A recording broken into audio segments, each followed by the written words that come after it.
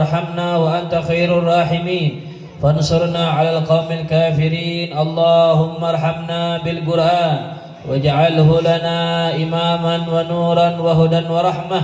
اللهم ذكرنا منه ما نسينا وعلمنا منه ما جهلنا وارزقنا حفظه وتلاوته آناء الليل وأطراف النهار واجعله لنا حجة يا رب العالمين. اللهم اجعل القرآن ربيع قلوبنا وأنيس وحشتنا برحمتك يا أرحم الراحمين. والحمد لله رب العالمين. Alhamdulillah kita bersyukur kepada Allah Subhanahu wa taala atas limpahan nikmat karunia yang diberikan oleh Allah Subhanahu wa taala, terutama atas nikmat Islam dan iman, nikmat taufik dan hidayah, nikmat sehat wal afiat, nikmat dijadikan kita umat Nabi besar Muhammad sallallahu alaihi wasallam, nikmat kita menjadi umat Nabi Muhammad sallallahu alaihi wasallam yang diturunkan kepadanya Al-Qur'an. Allah Subhanahu wa taala menjadikan kita sebaik-baik umat Nabi Muhammad sallallahu alaihi wasallam karena Allah Subhanahu wa taala memberikan kitab terbaik, yaitu kitab suci Al-Qur'an.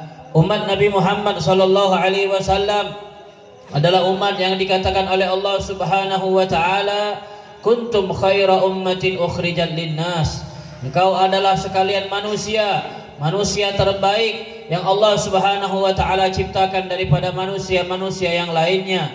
Bahkan sebuah riwayat menyatakan sesungguhnya umat Nabi Muhammad sallallahu alaihi wasallam akhiruhum khalqan wa awwaluhum dukhulan ilal jannah. Umatnya Nabi Muhammad sallallahu alaihi wasallam manusia terakhir yang dimuliakan oleh Allah Subhanahu wa taala, terakhir diciptakan di muka bumi, tapi pertama yang dimasukkan ke surga oleh Allah Subhanahu wa taala. Umatnya Nabi Muhammad sallallahu alaihi wasallam aksarun nasi a'maran wa atwaluhum a'malan. Umatnya Nabi Muhammad sallallahu alaihi wasallam umat yang paling pendek usianya, tetapi umat Nabi Muhammad sallallahu alaihi wasallam umat yang paling banyak amal ibadahnya. Kalau kita bandingkan daripada umat-umat terdahulu, umat Nabi Adam itu umurnya rata-rata 2000 tahun ke atas. Umatnya Nabi Nuh rata-rata umurnya 1000 tahun ke atas. Umatnya Nabi Dawud rata-rata umurnya 500 tahun ke atas. Tetapi umatnya Nabi Muhammad rata-rata 70 tahun ke bawah. Bukan 70 tahun ke atas, tapi 70 tahun ke bawah. Itulah daripada ketentuan Allah Subhanahu wa taala. Sunnatullah, qadarullah Subhanahu wa taala. Allah jadikan kita umat umurnya paling pendek, tetapi Allah Subhanahu wa taala jadikan kita umat amalnya paling banyak, pahalanya paling banyak. Bahkan umat yang dikatakan oleh Allah Subhanahu wa taala yang pertama kali masuk surga sebelum umat-umat yang lain. Ini di antara kemuliaan umat Nabi Muhammad sallallahu alaihi wa ala alihi wa sahbihi wasallam. Sebagaimana kita sebulan telah melaksanakan ibadah puasa, salah satu kemuliaan umat Nabi Muhammad sallallahu alaihi wasallam yaitu diturunkan malam Lailatul Qadar, diturunkan di malam tersebut Al-Qur'anul Karim. Ini semua salah satu daripada kemuliaan umat Nabi Muhammad sallallahu alaihi wasallam. Ma'asyiral hadirin rahimakumullah. Kenapa umat Nabi Muhammad sallallahu alaihi wasallam dimuliakan oleh Allah Subhanahu wa taala? Allah Subhanahu wa taala muliakan kita yaitu karena Nabi Muhammad sallallahu alaihi wasallam bi akramir rusuli kunna akramal umami.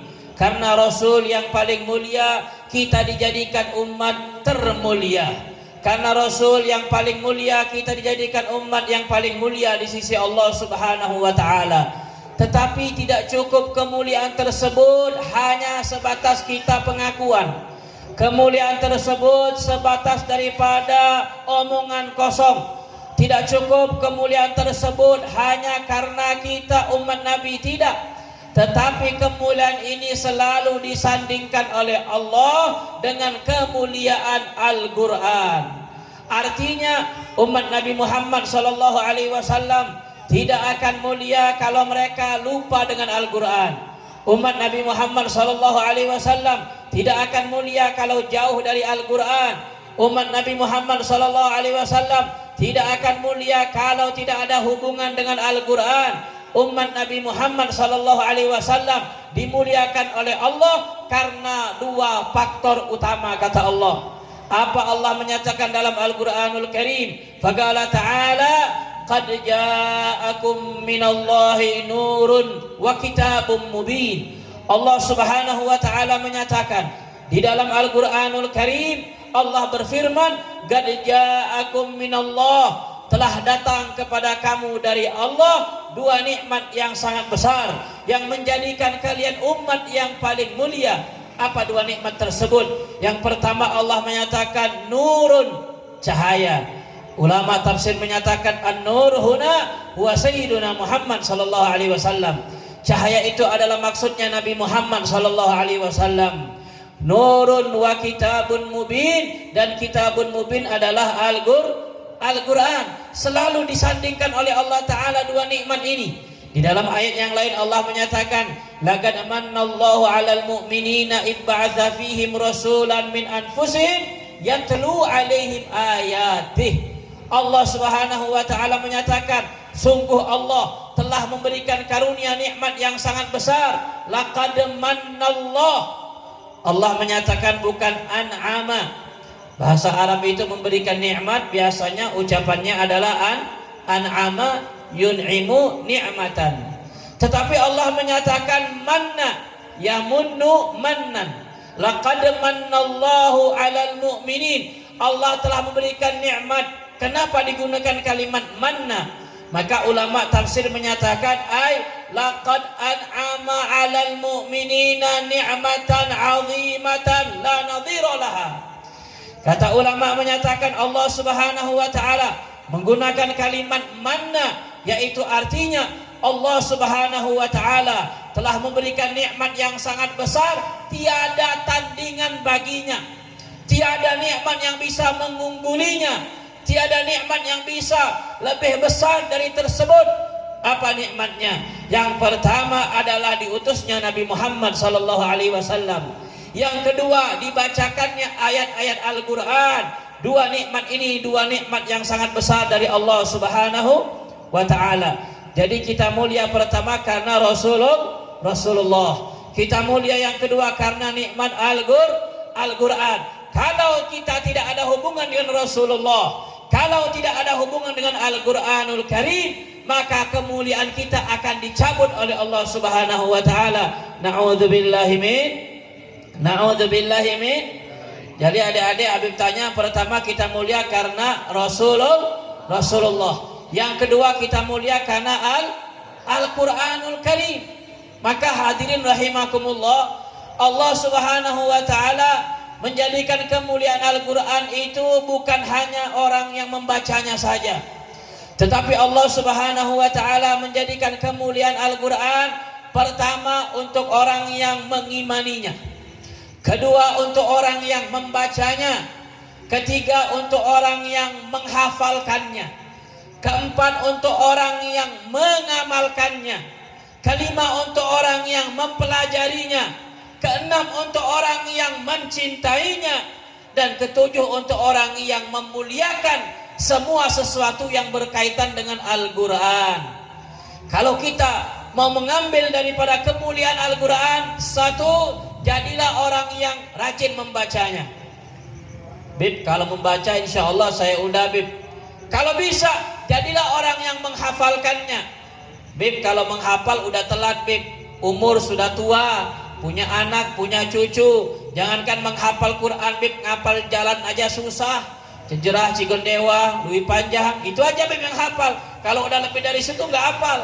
Jangan disuruh hafal Quran Bib, hafal jalan aja susah. Jadi bagaimana? Jadilah orang yang rajin membaca Al-Quran. Yang pertama itu kemuliaannya diberikan oleh Allah Subhanahu wa ta'ala. Ketahuilah, qiraatul Quran karamatun akramallahu biha 'alal bashar dunal malaikah. Ulama menyatakan sesungguhnya membaca Al-Quran ini kemuliaan dari Allah Subhanahu wa ta'ala khusus buat manusia. Manusia yang bisa baca Al-Quran, malaikat gak bisa baca Al-Quran. Padahal malaikat itu sangat-sangat kepingin bisa baca Al-Quran, tetapi tidak diberikan oleh Allah Subhanahu wa Ta'ala. Allah Subhanahu wa Ta'ala hanya memberikan ini nikmat untuk umatnya Nabi Muhammad sallallahu alaihi wasallam.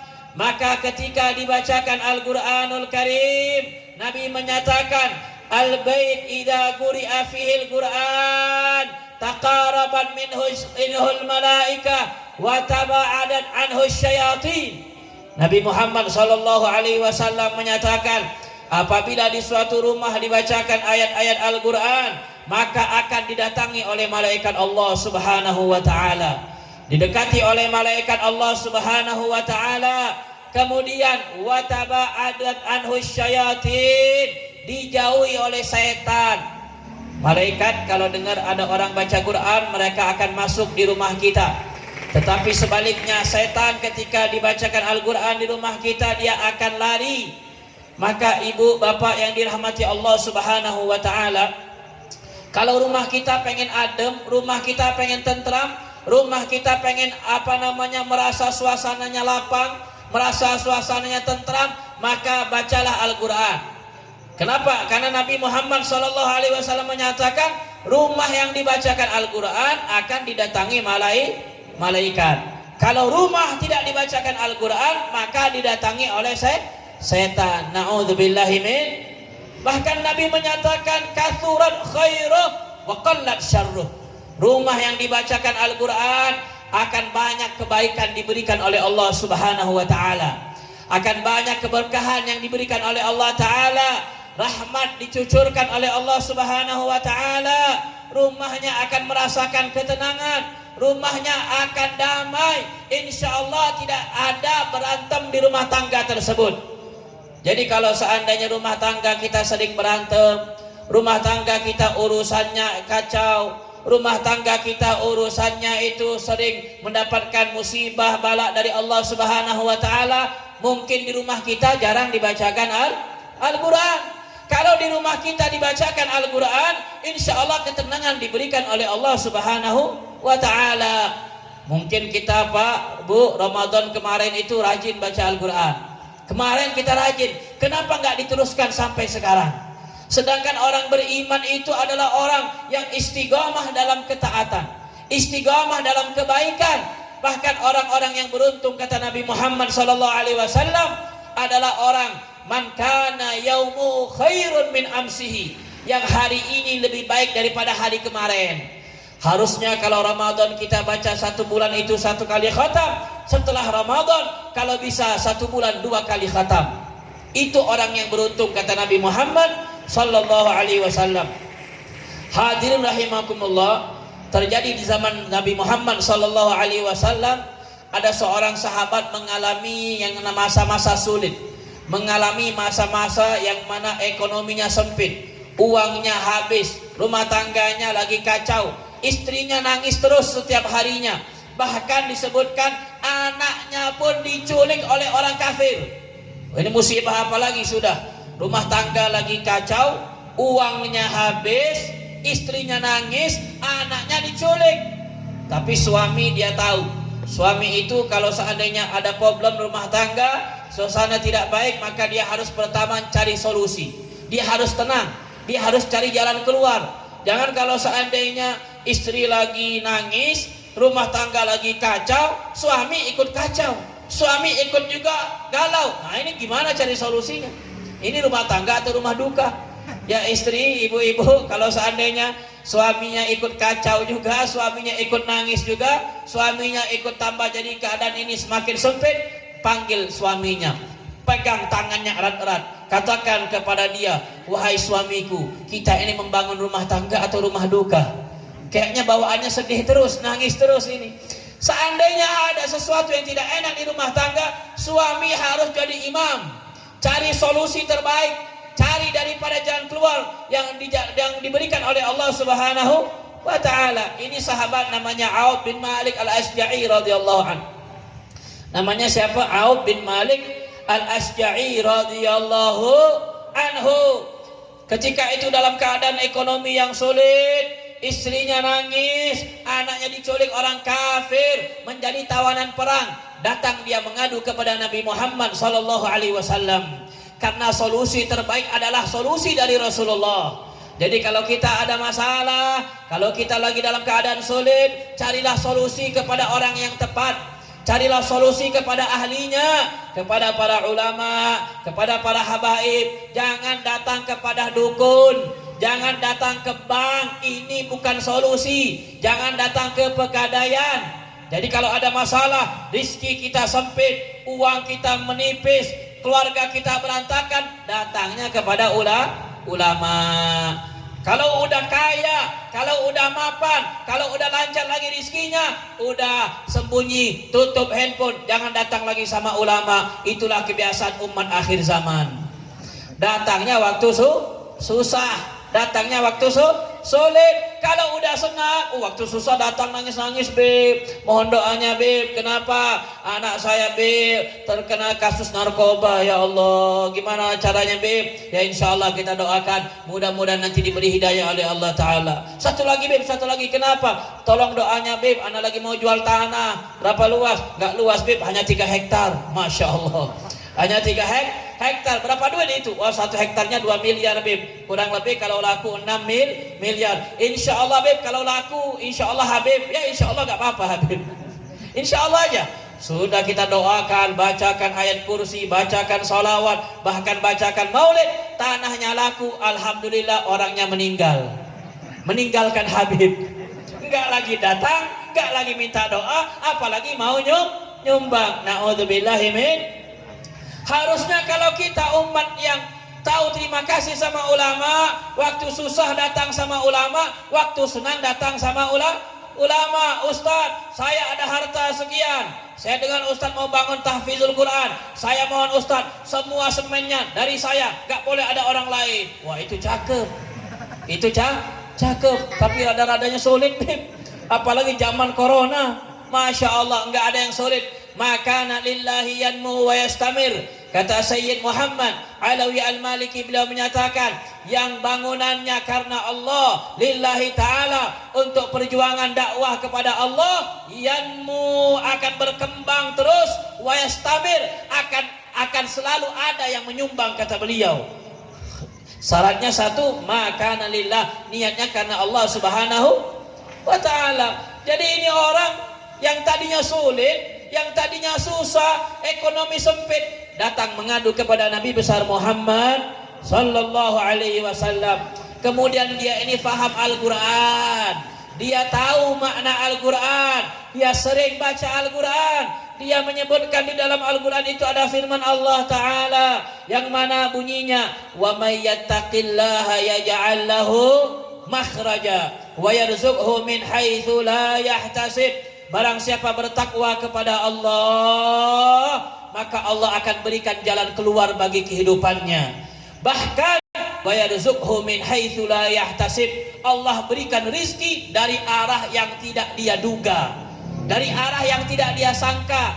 Mungkin kalau dia kerja, rizkinya bukan dari pekerjaannya, atau dia jaga toko, rizkinya bukan dari tokonya, atau dia misalnya jualan baju, rizkinya bukan dari barang dagangannya, tapi rizkinya, kata Allah, dari arah yang tidak pernah dia duga. Subhanallah, dia tahu ini ayat, dia baca ini ayat, bahkan dia hafalkan ini ayat. Datang menghadap Rasulullah sallallahu alaihi wasallam, katanya, ya Rasulullah, sesungguhnya kami dalam keadaan sulit, kunna ala faga, kami dalam keadaan miskin. Panjang sekali miskinnya. Fagoh ini udah kelewatan miskin, bukan hanya miskin, fakir, miskin, melarat. Itu bahasa kita.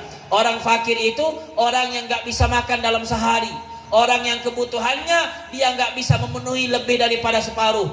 Butuh 10.000, 5.000 aja gak dapat. Itu saking miskinnya. Ya Rasulullah, kami dalam keadaan sulit, bahkan lebih sulit lagi, anak kami ditawan orang kafir. Bisa jadi dia dibunuh, bisa jadi di penjara. Doakan kami. Wa zaujatuka, wa zaujatuk, kata Nabi sallallahu alaihi wasallam, aku perintahkan kepada engkau dan istrimu yang suka nangis, yang bawel, yang ngeyel. Jadi kalau istri dalam sulit itu nangis biasa udah. Dari sahabat Nabi juga sudah ada. Kalau rizki lagi sempit, suami lagi melarat, istri sedih, istri mulai berontak, itu biasa Pak. Sahabat Nabi pun mengalami hal yang sama. Jadi kalau kita pengen buat istri kita senang, gampang saja. Uang jajan, uang bulanan, kalau bisa ditambahkan, jangan dikurang. Insya Allah selesai urusan. Kalau sulit, istri kita akan ngomel, akan nangis. Itu biasa. Terjadi di zaman sahabat Nabi Muhammad Sallallahu Alaihi Wasallam. Tapi dia cari solusi. Kata Nabi Muhammad Sallallahu Alaihi Wasallam, sabar. Insya Allah ada jalan keluarnya. Bertakwalah kepada Allah Subhanahu Wa Taala. Nabi menyatakan, aku perintahkan kepadamu dan istrimu banyak-banyak baca la haula wala quwata illa billahil aliyil azim. Dalam keadaan sulit, dalam keadaan susah, ekonomi sempit, keadaan gak enak, maka banyak baca-baca la haula wala quwata illa billahil aliyil azim. Kita ada yang sulit gak malam ini? Insya Allah ada nih, wajah-wajahnya banyak yang sulit. Ya, apalagi Ustadz Irfan ini lagi sulit-sulitnya ini. Mau bangun, anak mau ke Jepara dan lain sebagainya. Maka banyak-banyak baca wirid la haula wala quwata illa billahil. Baca sama-sama la haula wala quwata illa billahil aliyil.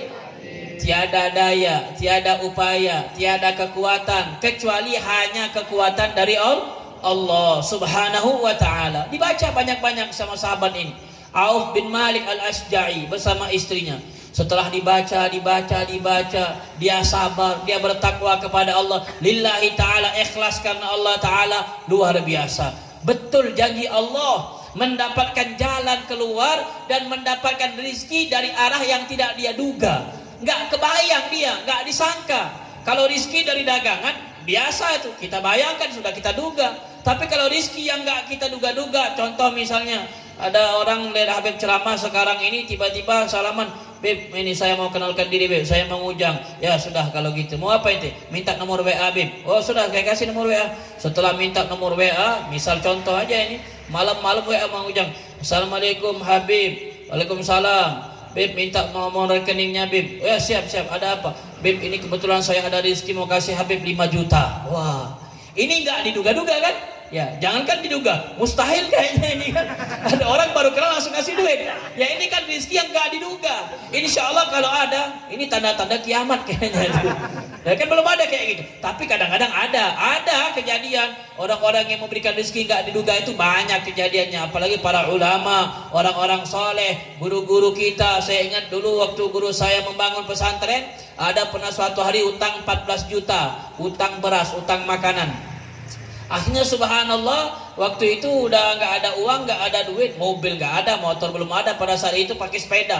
Ya, ada motor butut, motor yang jelek. Guru saya Abu Yal Habib Umar, waktu bangun pesantren masa-masa yang sulit. Jadi kalau awal-awal bangun pesantren masa sulit itu wajar. Kenapa? Karena kita berjuang untuk agama Allah Subhanahu Wa Taala. Jadi setelah itu kata beliau, insya Allah ada rizkinya. Insya Allah ada rizkinya. Subhanallah, keesokan harinya ada orang datang, bawa uang pas 14 juta. Siapa yang bawa? Yang bawa ini orang Cina non muslim, belum masuk Islam, baru kenal sama beliau. Dan beliau itu senang sama Habib Umar karena akhlaknya, karena ramah tamahnya, karena bahasanya. Subhanallah, ini orang membayarkan hutang dengan jumlah yang sama tanpa diminta, tanpa ditanya-tanya.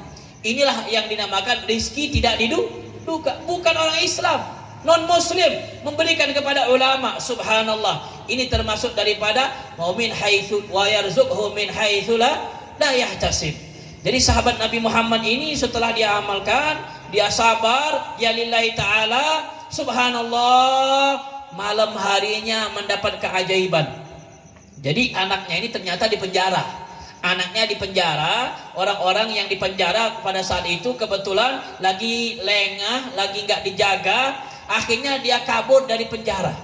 Kabur dari penjara malam-malam, dia kabur pulang ke rumah menemui orang tuanya. Subhanallah, di belakangnya bawa pasukan yang sangat banyak. Pasukan yang ribuan jumlahnya. Disebutkan pasukan itu jumlahnya 4.000. Arba'atu alaf, 4.000 pasukan. Tahukah siapa pasukan itu? Yang datang di belakangnya tanpa dia bawa, tanpa dia suruh, mengikutin dia jalan, mengikutin dia kabur sampai ke rumahnya. Yang dibawa adalah apa?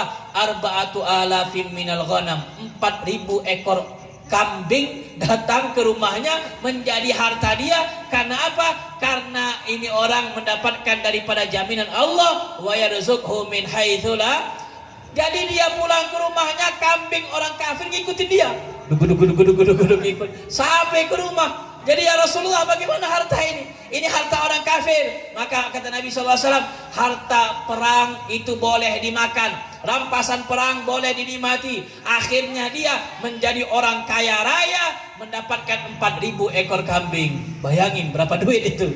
Ini gak diduga-duga, ngikutin dia pulang. Masya Allah, tabarakallah. Jadi yang kita lakukan karena Allah Subhanahu wa Ta'ala, kalau kita betul-betul berjuang karena Allah, sabar, ikhlas, insya Allah mendapatkan rezeki tak diduga oleh Allah Subhanahu wa Ta'ala. Itu kenapa? Karena hubungannya berkah dengan Al-Quran. Orang yang mendapatkan berkah Al-Quran itu luar biasa. Makanya orang yang ingin mendapatkan kemuliaannya, satu, jadilah pembacanya. Kalau bisa jadilah penghafalnya. Beb, saya menghafal gak kuat, membaca waktunya udah sempit, bagaimana caranya mencari kemuliaan yang lain? Maka carilah kemuliaan Al-Quran dengan cara menyumbangkan harta kita untuk Al-Quran. Maka ada seorang ulama menyatakan, kalau seandainya kita sedekah sama orang, memberikan makanan, insya Allah makanannya dimakan selesai jadi kotoran. Itu kalau kita memberikan makanan. Atau kita memberikan uang, uangnya dipakai buat jajan, selesai jajan, uangnya habis, selesai pahalanya. Tapi kalau orang yang cerdas, dia mencarikan sedekah yang tidak akan terputus sampai dia meninggal dunia. Sedekah yang tidak akan terputus sampai hari kiamat. Ada 10 sedekah, kata Imam Suyuti radhiyallahu an. Sedekah jariyah.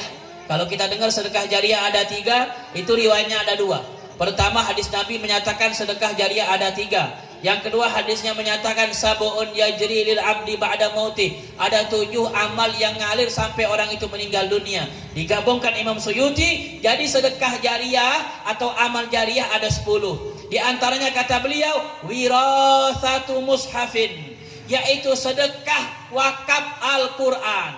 Orang yang wakaf Al-Quran, orang yang sedekah Al-Quran, gak akan putus pahalanya sampai hari kiamat. Bayangkan kalau seandainya ada pondok pesantren tahfidzul Quran, ada orang-orang menghafal Quran, kita menanggung Al-Qurannya, berapa banyak orang-orang membaca Al-Quran pesantren tersebut. Makanya saya cerita waktu kemarin pembukaan, guru saya termasuk Al-Habib Alwi bin Isa As-Segaf, beliau tidak menghafal Al-Quran, tapi beliau nggak mau menjadi orang yang tidak mendapat bagian kemuliaan Al-Quran. Memang betul dia orang yang ulama, orang yang cerdas, orang yang mengajar, tapi waktu kesempatan menghafal Quran nggak diberikan oleh Allah Subhanahu wa Ta'ala. Akhirnya apa? Beliaulah yang menyiapkan Al-Quran untuk santri-santri menghafal. Kita bilang, Beb, antum kan guru-guru kita, antum kan guru kami, kenapa memberikan kami Quran? Udah dapat ilmu, udah dapat nasihat, dapat Quran lagi, bagaimana, Beb? Kata Habib apa? Saya nggak diberikan oleh Allah kesempatan menghafal Quran, maka saya mengharap mudah-mudahan dengan saya memberikan Al-Quran ini, pahalanya pun saya mengalir sampai saya meninggal dunia. Ulama masih sempat memikirkan jasa atau kemuliaan untuk wakaf Al-Quran. Bagaimana kita orang yang biasa, orang yang tidak membaca Al-Quran dengan baik, orang yang tidak menghafalkan Quran dengan baik, maka ambillah kemuliaan dengan cara membantu orang menghafal Quran. Ibadallah, Nabi Muhammad SAW pernah menyatakan, inna haqqa ma akhadtum alaihi ujratan kitabullah. Kata Nabi SAW, sesungguhnya hal yang paling mahal untuk kita berikan upah karenanya adalah Al-Quran. Nabi menyatakan sesuatu yang paling mahal untuk kita berikan upah itu bukan tukang, bukan orang yang ahli jahit, bukan orang yang memberikan ini dan itu, bukan, tetapi orang yang mengajarkan Al-Quran. Itu upah yang mahal, kata Nabi Muhammad SAW. Maka yang terjadi, ada seorang ulama, beliau itu mempunyai anak namanya Al-Imam Ibnu Abi Zaid Al-Qayrawani radhiyallahu an. Beliau punya anak lagi tahfiz Al-Quran, ya, punya anak tahfiz Al-Quran. Ketika beliau mengajarkan anak tahfiz Al-Quran, dititipkan sama orang yang lain. Kenapa dititipkan sama ulama yang lain? Biasanya anak kita kalau ngapal sama orang tuanya bandel, Pak. Anak ngapal sama orang tua tuh lambat ngapalnya. Jadi kalau kita kiai, makanya mondoknya anak kiai tempat yang lain. Jangan mondoknya di tempat abahnya, nggak akan pinter dia. Rasa orang yang raja, merasa anak ustad. Kalau orang Sunda bilang kan Gus, merasa dia Gus, padahal namanya bukan Agus kan? Nggak Gus dia. Oh, semua orang dia nggak ada yang takut. Ustadz pun dilawan. Mau apa inti? Ini pondok bapak anak. Inti kalau nggak suka keluar aja. Masya Allah. Kalau ada santri mondok di pondok bapaknya biasanya nggak akan benar dia. Makanya kalau ustadz itu biasanya anaknya dikirim kemana? Kirim ke Al-Bahja, kirim ke Jepara, kirim ke Cina juga nggak apa-apa kalau boleh kan. Jadi kirimnya ke tempat yang lain. Itu dari dulu ternyata didikan para ulama kalau anaknya dipondokkan di pondok yang lain. Jadi beliau ini Al-Imam Abi Zaid Al-Qayrawani, dia punya anak ngapal Quran, dikirim sama ustadz. Setelah dia ngapal Quran dapat setengah juz Al-Quran ngapal. Setelah setengah juz Al-Quran dia ngapal, akhirnya abahnya ngasih duit. Berapa duit? 100 dinar. Duit dinar, 100 dinar. Itu 100 yang berapa duit, Beb? 1 dinar itu kurang lebih kalau ditimbang dengan emas 4,25 gram emas. Atau kita taruhlah 4 gram emas. Itu 1 dinar.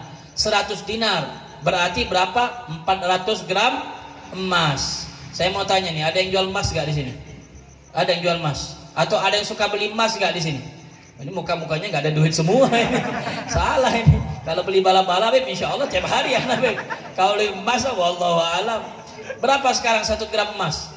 500 ribuan? Kurang lebih ya? Ya, anggaplah 500 biar enak ngitungnya. Kalau 500 ribu kali 4 berapa? 2 juta. 2 juta kali 100 berapa?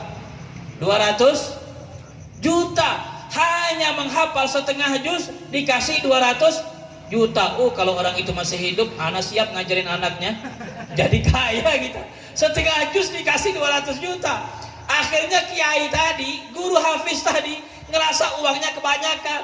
Datang sama Abi Zaid Al-Qayrawani, wahai imam, wahai ustaz, wahai syekh, apa ini uang banyak sekali katanya. Ana ma astahiqu hadza kullu. Ana gak berhak menerima uang sebanyak ini katanya.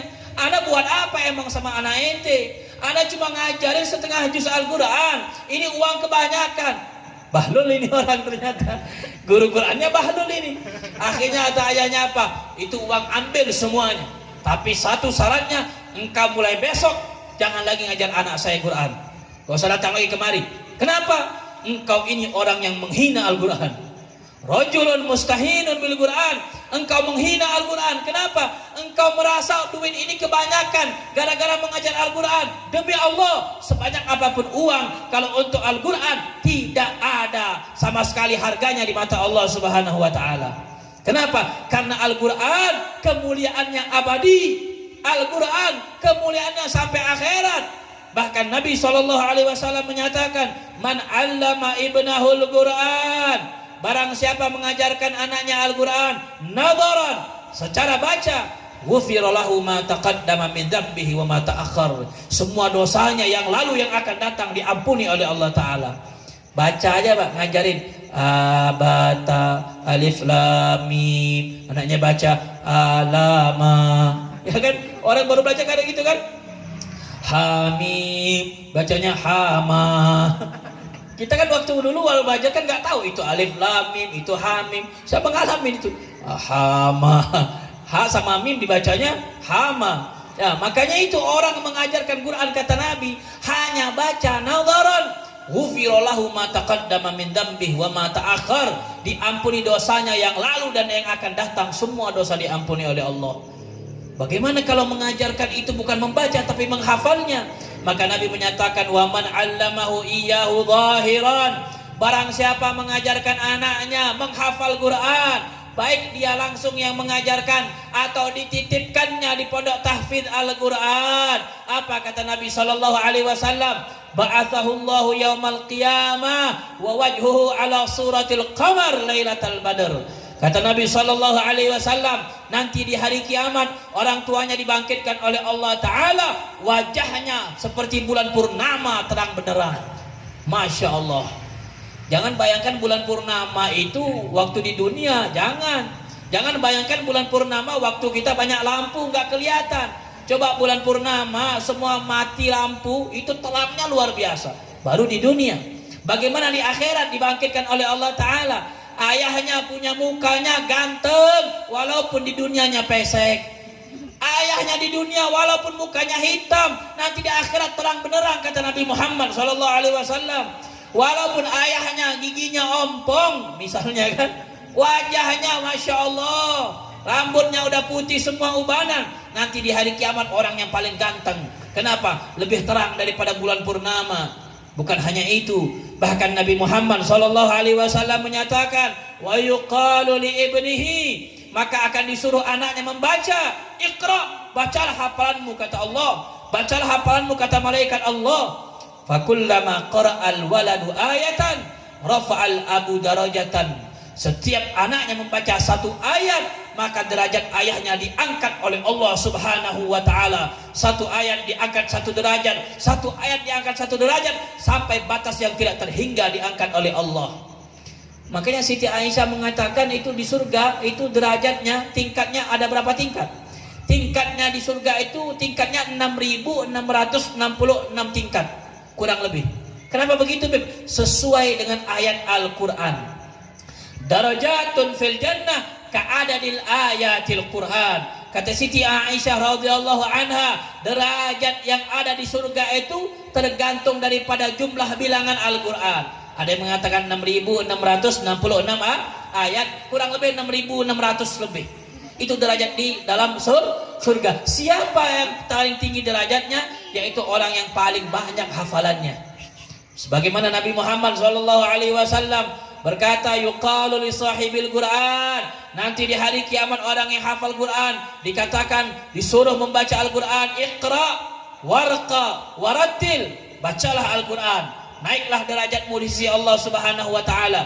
Fakullama qara ayatan rafa'allahu biha darajatan. Setiap baca satu ayat diangkat derajat oleh Allah Subhanahu wa Ta'ala. Luar biasa kemuliaan diberikan oleh Allah Subhanahu wa Ta'ala untuk orang membaca Al-Quran, untuk orang menghafalkan Al-Quran. Maka hadirin rahimakumullah, kata Syekh Ali Jabir menyatakan, kalau kamu nggak bisa baca Al-Quran, kalau kamu nggak bisa menghafal Quran, jangan halangi anakmu membaca Al-Quran.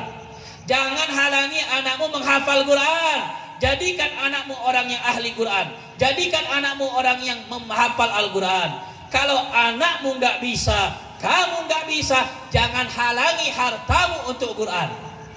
Kalau nggak bisa anak ngapal, nggak bisa kamu menghafal, minimal hartamu ada kaitan dengan orang menghafal Quran. Supaya apa? Engkau mendapat derajat di sisi Allah Subhanahu wa Ta'ala.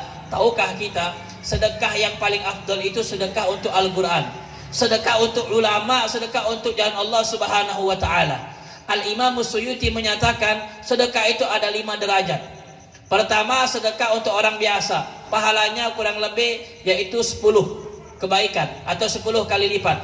Sedekah untuk orang biasa, ya orang-orang ngemis, fakir, miskin dan lain sebagainya, itu pahalanya 10 kali lipat, kata beliau. Yang kedua, derajatnya sedekah untuk orang yang mempunyai kebutuhan khusus, orang buta, ya, tunanetra dan lain sebagainya, orang penyakitan, itu sedekahnya mendapatkan 90 kebaikan atau diberikan Allah atas 90 kali lipat. Yang ketiga, sedekah untuk siapa? Sedekah untuk kerabat kita, keluarga, sanak famili, diberikan oleh Allah Subhanahu wa Ta'ala 900 kebaikan. 900 kebaikan atau hartanya insya Allah dilipat gandakan 900 kali lipat oleh Allah Ta'ala. Yang keempat, sedekah untuk orang tua, sedekah untuk ibu dan bapak, itu diberikan oleh Allah Subhanahu wa Ta'ala pahala kurang lebih 100.000 kali lipat oleh Allah. Sedekah untuk siapa? Orang tuh, wah, ibu dan bapak kita, kita kasih uang transfer tiap bulan walaupun kita pas-pasan, itu harta kita akan naik meningkat 100.000 kali lipat, kata Imam Suyuti. Yang terakhir, sedekah paling besar, sedekah untuk ulama, sedekah untuk dakwah, sedekah untuk Al-Quran.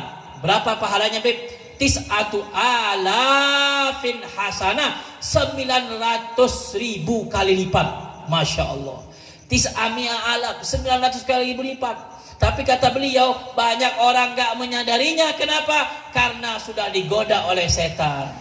Kalau sedekah untuk yang lain, wah semangat luar biasa. Tapi kalau sedekah untuk hafiz Quran, untuk ulama, untuk dakwah, untuk pesantren, luar biasa berat godaannya. Kenapa? Karena setan gak mau orang mendapatkan pahala yang besar yang disiapkan oleh Allah Subhanahu wa ta'ala. Luar biasa. Oleh sebab itu saya menganjurkan dan mengajak, kalau seandainya kita gak bisa menjadi ahli Quran untuk membacanya, gak bisa menjadi ahli Quran untuk menghafalnya, minimal jadilah ahli Quran untuk menyumbangkan harta di jalan Allah Subhanahu wa ta'ala. Insya Allah akan diganti berkali-kali lipat oleh Allah Subhanahu wa ta'ala. Dan orang yang menyumbangkan hartanya karena Allah, umurnya dipanjangkan oleh Allah, hartanya dilipat gandakan oleh Allah Subhanahu wa ta'ala.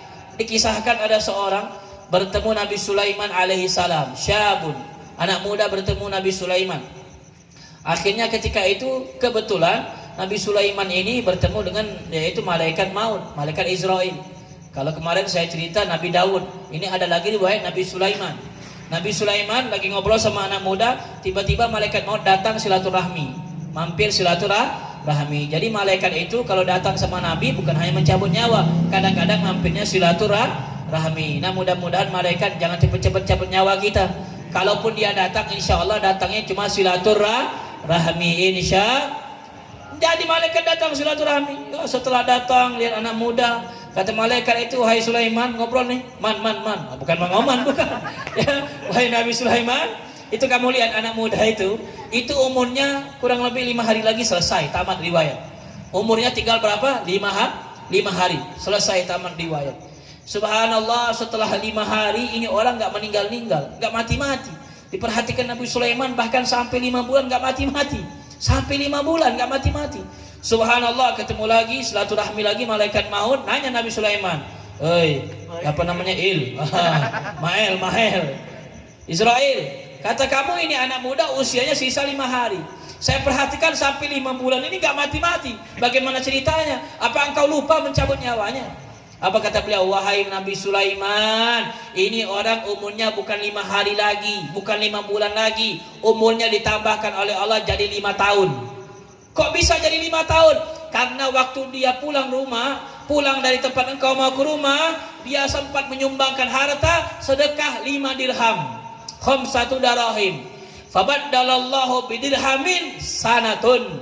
Allah Subhanahu wa ta'ala ganti umurnya 1 dirham, diberi Allah bonus 1 tahun. Jadi 5 dirham 5 tahun. Umurnya dipanjangkan oleh Allah Ta'ala, nambah 5 tahun. Bayangin, yang nyumbang 5.000 nambah 5 tahun. Amin.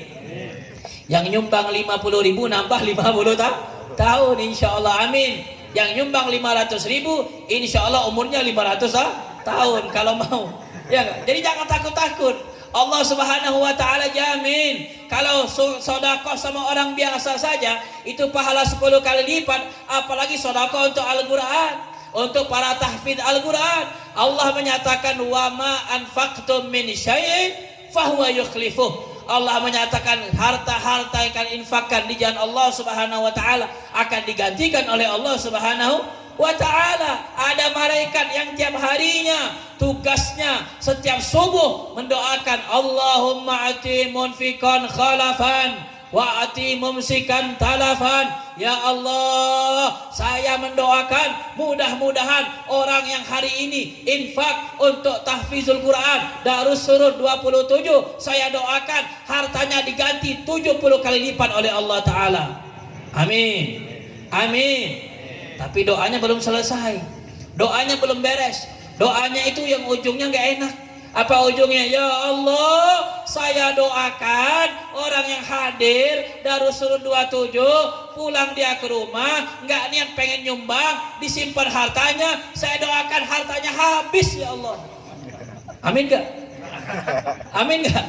Itu doanya malaikat, bukan doa saya menyambungkan saja. Setiap hari itu malaikat mendoa, Allahumma ati munfikan khalafan wa ati mumsikan talafan. Maka insya Allah mudah-mudahan harta kita ditambah oleh Allah Subhanahu wa ta'ala. yang menyumbangkan untuk tahfizul Quran ini insyaallah diberikan kelancaran oleh Allah Ta'ala.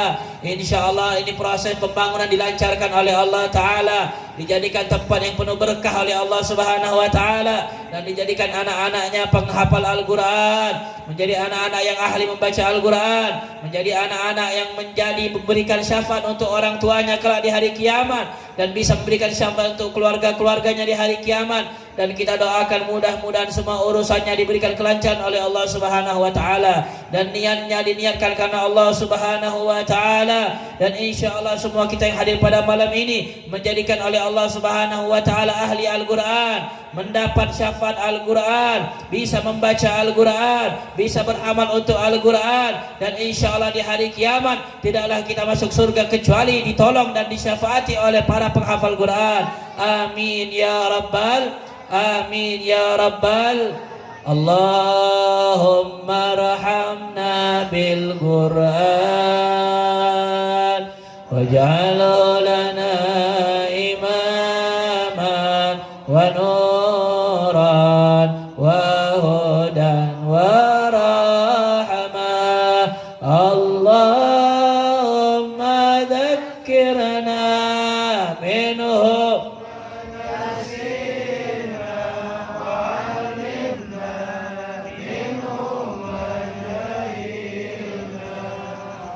warzuqna tilawatahu ana al-laili wa ana an-nahar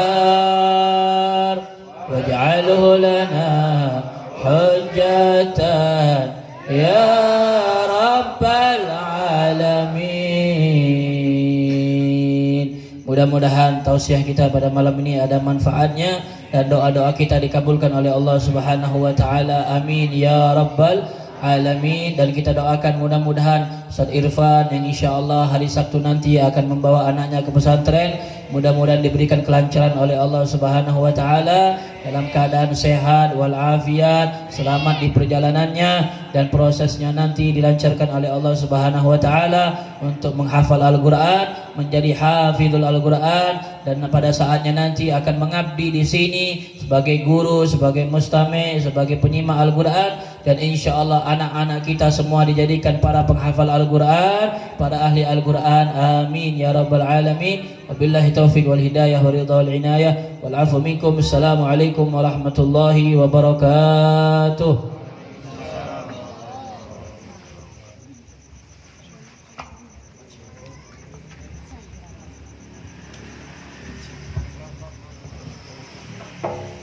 Waalaikumsalam warahmatullahi wabarakatuh. Alhamdulillah, baru kita dengarkan tausiah yang begitu sangat berbobot mengenai tentang keutamaan Al-Quran. Mudah-mudahan anak-anak kita Allah jadikan anak penghafal Al-Quran, atau keturunan kita, atau yang dibantu oleh kitab, terus pahalanya mengalir sampai hari kiamat. Amin ya rabbal alamin. Jemaah sekalian, jangan dulu pulang sebelum mencicipi nasi kebuli yang sudah disiapkan oleh panitia. Silahkan dibagikan estafet nasi kebulinya sambil membaca sholawat tibil qulub. Sebelum dibacakan sholawat tibil qulub, ada pengumuman. Insyaallah hari Selasa ini tanggal 15 Juni akan diadakan Haul Akbar Syekh Tolhah, guru Thariqah Qadiriyah wan Naqsyabandiyah, yaitu guru dari guru-guru kita, diantaranya Abuya Sepuh, ya, beliau bersanad thariqatnya kepada Syekh Tolhah di Cirebon. Insyaallah acaranya tanggal 15 Juni bertepatan hari Selasa ini. Bagi jamaah yang mau menghadiri acara Haul Akbar Syekh Tolhah, silakan kita bareng berangkat tanggal 15 Juni pukul 6 pagi. Sebelum menghadiri acara haul, tabarukan dulu ngalap barokah di 7 sumur Cibulan dan berziarah ke Sunan Kalijaga yang ada di Kuningan, kemudian berziarah ke Sunan Gunung Jati, lalu ke Syekh Tolhah, terakhir menghadiri acara haul akbar di Kalisapu, yaitu acara haulnya Syekh Tolhah ya. Mudah-mudahan yang ada waktu dan ada rizki, kita bersama-sama bisa menghadiri acara tersebut, mendapat karomat syafaat dari yang kita hadiri. Amin ya rabbal alamin. Silahkan sambil dibagikan nasi kebulinya diiringi dengan sholawat syifa. Allahumma